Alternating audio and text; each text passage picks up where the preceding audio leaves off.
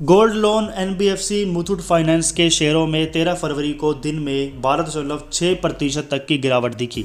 BSE पर share 3553.40 रुपये के लो अंक तक गया। कंपनी के तिमाही नतीजे अच्छे रहने और ब्रोकरेज के पॉजिटिव रुख के बावजूद शेयर में गिरावट आई है। कहा जा रहा है कि निवेशकों ने दिसंबर तिमाही की कमाई में उछाल के टिकाऊपन को लेकर चिंता जताई है। अक्टूबर दिसंबर 2025 तिमाही में कंपनी का शुद्ध स्टैंड अलोन मुनाफा सालाना आधार पर 94.9% की बढ़ोतरी के साथ 2656 करोड़ रुपए हो गया। एक साल पहले मुनाफा 1363 करोड़ रुपए था। शुद्ध ब्याज आय 64% बढ़कर 4460 करोड़ रुपए हो गई। दिसंबर 2024 तिमाही में ये 2721 करोड़ रुपए थी। ऑपरेशन से स्टैंड लोन रेवेन्यू 7242 करोड़ रुपए रहा। ये एक साल पहले के रेवेन्यू 4423.45 करोड़ रुपए से लगभग 64% ज़्यादा है।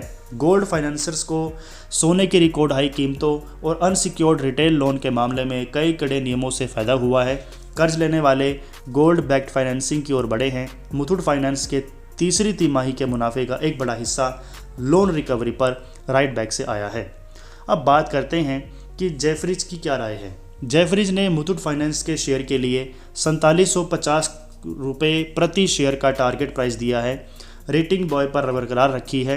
ब्रोकरेज ने कहा कि तीसरी तिमाही का शुद्ध मुनाफा उसके अनुमान से ज़्यादा है। Stand alone assets under management यानी कि AUM साल दर साल आधार पर 51% बढ़े हैं, लेकिन कम लोन टू वैल्यू रेशो और सोने के टनेज में तिमाही तर तिमाही गिरावट के कारण आंकड़ा अनुमान से कम रहा।